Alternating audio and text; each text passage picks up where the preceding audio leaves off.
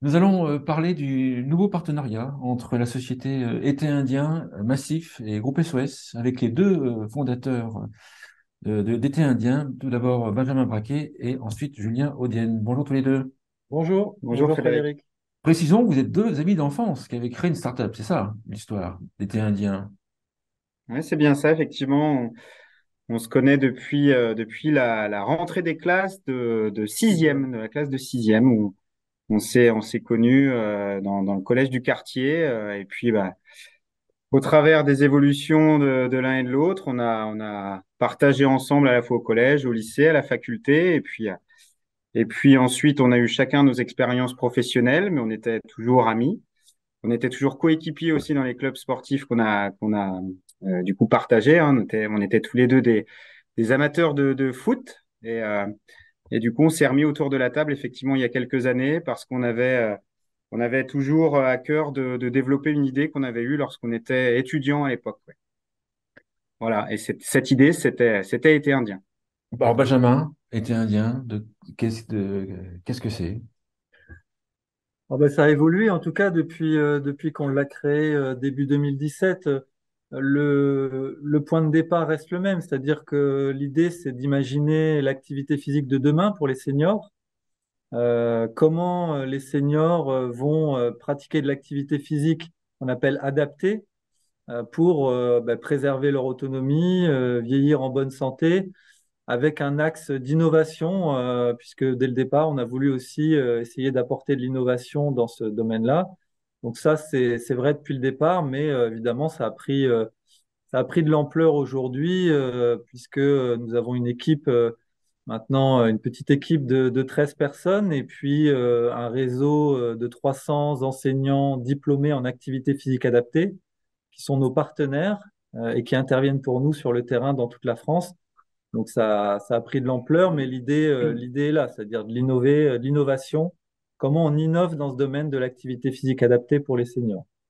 Moi, ce qui m'a impressionné quand je vous ai connu, c'est que on aurait pu dire que le sujet, enfin, que l'activité physique adaptée existait déjà. Bon, il y avait déjà des clubs un petit peu indépendants. Et vous pénétrez ce marché en question. Ça m'a un petit peu étonné au début, agréablement. Oui, oui, bah, après, on ne prend pas la place non plus de ce qui existe, hein, puisque on a aussi le sentiment plutôt, enfin, moi je parle, j'ai l'impression qu'on apporte quelque chose de nouveau que des structures sont prêtes à financer plutôt que de remplacer des acteurs existants. On est rarement face ou en concurrence avec des acteurs existants. Alors, on retrouve les acteurs historiques, hein, on en entend beaucoup parler, comme Ciel Bleu par exemple, évidemment, mais on est rarement en opposition avec eux. On n'est pas en concurrence finalement sur les mêmes dossiers ou sur les mêmes publics ou sur les mêmes appels à projets. Donc, moi, j'ai plutôt le sentiment qu'on a créé finalement un modèle d'activité physique adaptée avec certains services, avec de l'innovation, avec des contenus aussi un peu différents, avec des outils numériques aussi. Donc quelque chose de nouveau plutôt que finalement le remplacement de structures existantes. Alors, il y a 15 jours ou 3 semaines, vous avez annoncé un nouveau partenariat avec Massif et Groupe SOS. Pourquoi? Et de quoi s'agit-il? Ouais, je peux commencer, puis tu compléteras, Oui, Julien. Ben, oui. alors, pendant toutes ces années, finalement, on est restés tous les deux fondateurs et associés de Été Indien, hein. On a grandi sur nos fonds propres, sur l'argent de nos clients. On réinvestissait le bénéfice qu'on faisait. Donc, on était sur une croissance comme ça naturelle, avec enfin, des pourcentages importants, mais en tout cas, on était sur un fonctionnement interne comme celui-ci. Et on s'est dit, donc au bout de 5 6 ans à peu près d'existence, on s'est dit que c'était le moment comme on dit, d'accélérer. Et que pour ce faire, on avait besoin à la fois de ressources financières supplémentaires, puisqu'avec nos fonds propres, on restait limité. Et puis on avait besoin aussi de s'adosser à des partenaires importants, puissants, nationaux, qui allaient pouvoir nous apporter leur réseau. qui allait pouvoir nous apporter aussi des solutions opérationnelles en plus du financement. Et donc voilà, la décision a été prise à ce moment-là.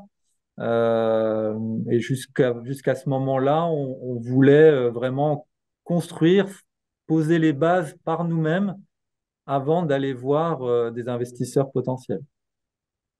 Ouais. La Massif, j'imagine que tout le monde connaît. Groupe SOS, peut-être le présenter quand même pour ceux qui ne connaissent pas. C'est un groupe qui rassemble, enfin, c'est un groupe qui dépend de l'économie sociale et solidaire et qui rassemble beaucoup de structures qui sont en rapport avec les services à la personne. Alors également sur effectivement la thématique des seniors, mais aussi pour les jeunes publics, l'aide à l'enfance, etc. Donc c'est un gros groupe qui est maintenant même international, hein, qui à l'échelle européenne, hein, notamment, qui s'est développé à l'échelle européenne.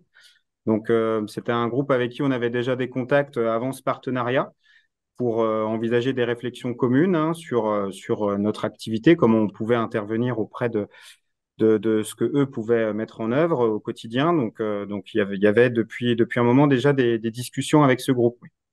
Et il est important, j'ajouterais par rapport à ce qu'a dit Benjamin précédemment, que justement, les valeurs que défendent la Massif et puis le groupe SOS, ce sont aussi voilà, des éléments importants sur lesquels on doit s'appuyer quand on construit un partenariat. Ce partenariat va servir à quoi dans votre développement? Dans le communiqué de presse, vous avez listé plusieurs éléments, notamment le développement de Seconde Jeunesse, votre programme, et d'autres éléments. Quelles sont les priorités? Ouais, alors les priorités, on va dire la première priorité, c'est de renforcer l'équipe parce que donc aujourd'hui on avait on va dire une petite équipe avant cet investissement-là qui était d'une dizaine de personnes. Là, on a commencé des recrutements, on va être 13 et on envisage d'être 15 d'ici la fin d'année. Donc, premier enjeu, c'était celui-ci. Se staffer, aller chercher des compétences nouvelles, renforcer nos pôles existants et continuer donc à structurer l'entreprise puisque l'équipe est quand même la base de la structure. Donc ça, c'était le premier point. Le deuxième point important aussi, c'était le continuer à améliorer nos outils digitaux, et notamment la web application qu'on a commencé à développer il y a un an et demi maintenant.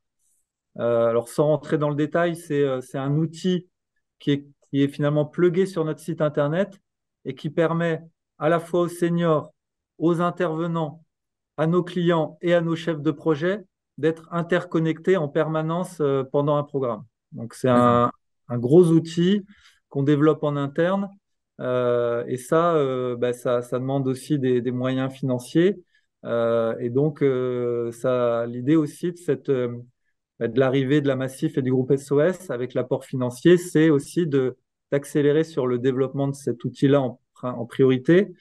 Les autres points, je dirais, c'est effectivement alors Seconde Jeunesse qui est notre dernier bébé, on va dire, qui est un programme digitalisé d'accompagnement en activité physique et bien-être dédié pour les jeunes seniors. L'idée, c'est de pouvoir effectivement accélérer le déploiement de ce programme-là auprès des jeunes publics, donc par exemple les néo-retraités, qui est un public important. Et donc, c'est quelque chose qui fait partie des discussions avec la Massif et leurs adhérents, les millions d'adhérents qu'ils ont à travers la France. Et puis enfin, je dirais le dernier point, c'est aussi comment ces partenaires-là peuvent nous aider à lever certains freins opérationnels. Par exemple, en ce moment, on discute avec le groupe SOS sur la possibilité d'aller dans certains de leurs établissements pour faire de l'activité physique. Parce que nous, Bien une sûr. de nos problématiques, c'est de trouver des salles de pratique quand on se déplace sur un territoire.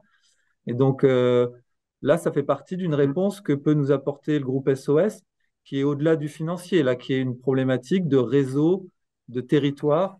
Et donc, ça fait partie aussi du partenariat. Julien, en étant avec la Massif, le groupe SOS, est-ce que vous gardez votre liberté? Si vous avez créé cette été Oui, indien, bien j'imagine que vous sûr, avez une vision. Voilà. ouais, ouais. C'est une bonne question, mais c'était un enjeu aussi de ce partenariat, c'était de dire que nous, on restait bien évidemment décisionnaire. On a maintenant des personnes avec qui on peut partager des réflexions. Et c'est ça qui est important, c'est qu'au-delà de notre réflexion, Benjamin et moi, on peut nourrir aussi des sujets beaucoup plus pertinents parce que d'autres personnes vont amener leurs compétences. Donc, c'est vraiment une richesse pour nous, cette possibilité. Mais nous restons bien évidemment libres de prendre des décisions. Et ça, c'était important pour nous, oui. C'est-à-dire qu'en fait, vous allez pouvoir travailler avec d'autres mutuelles et d'autres assureurs, et pas uniquement de la Massif. C'est ça que Oui, bien sûr, oui. Oui, oui, ça, c'était aussi un point important dans les échanges, hein, c'est que on garde effectivement cette possibilité parce que nous, il était important de ne pas avoir une exclusivité effectivement avec la Massif. Ouais. D'accord. Avec le recul, si une entreprise, une startup de la silver economy nous écoute et que elle cherche des partenaires, vous auriez quel conseil à lui donner? Bah, moi, je trouve que notre démarche qui a été celle de se dire, au départ, on essaie de construire par nous-mêmes, même si ça prend du temps, même si évidemment c'est plus dur, plus long. Mais par contre, quand on va voir ensuite des partenaires potentiels, ben, on est plus solide, on a plus d'arguments, on peut aller voir aussi des acteurs plus importants. Moi, je pense que c'était une bonne stratégie. Donc ça, pour moi, ce serait le premier conseil, c'est-à-dire ne pas vouloir aller trop vite euh, pour aller voir des investisseurs. Souvent, on va les voir dans la première année pour se faire aider financièrement, mais finalement, on n'a pas les mêmes atouts, on n'a pas les mêmes arguments qu'au bout de plusieurs années. Donc, bon, après, faut évidemment avoir la persévérance, la résilience pour durer toutes ces années-là avec ses propres fonds. Mais pour moi, c'est vraiment celui-ci. Et puis après, nous, ce qui a été important au-delà du financier, c'était aussi on va dire, la relation de travail qu'on pouvait percevoir avec les futurs investisseurs. Parce que bah, bon, ça, ceux qui se lancent dans ces démarches-là, normalement le savent, mais après, c'est comme un mariage. Alors, un mariage qui peut avoir quand même une fin programmée, mais on habite sous le même toit quand même. Et donc, pour des personnes comme nous qui nous sommes construits en tant qu'amis, on se connaît très bien, ben là, on a d'autres personnes avec nous dans la maison. Donc il faut quand même bien s'entendre. C'est une colocation. Il faut quand même choisir les bonnes personnes. Donc ça, c'est aussi ne pas transiger sur ça. Si on ne sent pas une future relation de travail, il faut pas y aller, même si il y a un investissement au bout. Dans 5 ans, Julien était indien, vous le voyez comment? Enfin, tu le vois comment? Ah, c'est une bonne question, ça. C'est jamais évident de se projeter comme ça. Généralement, la Euh, réponse qu'on donne n'est pas forcément ce qui se passera dans 5 ans. Donc, en fait, oui, c'est vrai, ouais. C'est vrai. Bah, pour moi, enfin, ce qui nous importe, hein, c'est d'avoir une équipe stable au siège à Charleville-Mézières. Hein. On est à Charleville-Mézières dans les Ardennes, donc c'est aussi un enjeu pour nous d'avoir un recrutement sur place, sur un territoire où effectivement l'emploi c'est un réel enjeu. Donc ça c'est important d'avoir aussi clairement d'être clairement le leader sur le marché de l'activité physique des seniors, d'avoir une reconnaissance établie, de reconnaître la qualité de notre production, parce que nous, c'est quelque chose d'important chez nous. On met beaucoup d'exigences dans ce qu'on peut produire et proposer, donc d'avoir effectivement à terme une reconnaissance vis-à-vis de ce que représente été indien. Et puis, voilà, d'avoir une image bien établi aussi pour la population senior, que l'été indien soit connu et reconnu. Ouais. si, une question qui me vient, si je suis un directeur marketing d'une banque ou d'un assureur, que je suis convaincu par le fait de vous avoir écouté dans cette émission, Benjamin, est-ce que tu peux m'expliquer comment on peut bosser, on peut travailler ensemble? Ben, il y a plusieurs possibilités. D'abord, on a on a nous des programmes qu'on a écrits, qu'on a construits. Donc le premier point souvent, c'est quand on présente nos programmes, on va regarder lequel peut convenir le mieux à la structure avec qui on va travailler, hein. Donc ça dépend des publics qu'elle a, ça dépend s'il y a un réseau d'agences, par exemple, si c'est un assureur. Ça dépend aussi de leurs enjeux à eux. Est-ce qu'ils veulent toucher les jeunes retraités, des publics plus âgés? Donc, on va regarder tout ça. On a une phase de découverte qui est quand même assez importante. En général, il y a des actions aussi qui ont déjà été menées en sport santé au sens large. Donc, on va regarder ça aussi. Et puis, en fonction de ça, on va se dire que, un de nos programmes va être adapté à la problématique. Dans ce cas-là, on va regarder comment on déploie ce programme-là, où on le déploie, avec qui, comment. L'idée, c'est de se dire, on va travailler sur tel ou tel territoire avec ce directeur marketing. Souvent, c'est lié aux agences ou aux directions régionales que cette personne va gérer. Et on va voir dans chacun de ces territoires-là à quel moment et comment on va déployer ce programme. Et puis ensuite, il y a une phase qui est là, une phase plus opérationnelle, où on va commencer le recrutement de seniors, donc par exemple des adhérents, si c'est une mutuelle. Comment on communique pour toucher ces publics-là et leur dire qu'un programme va se passer près de chez eux, ou alors en ligne, hein, si c'est du distanciel, parce qu'évidemment, les deux sont possibles. Et donc ça, il y a une phase, la première phase qui est importante, qui est une phase de sensibilisation, nous on appelle ça de recrutement. Et ensuite, quand les personnes sont recrutées, on va débuter le programme en tant que tel. Donc là, avec nos séances, nos ateliers, nos conférences, nos outils numériques.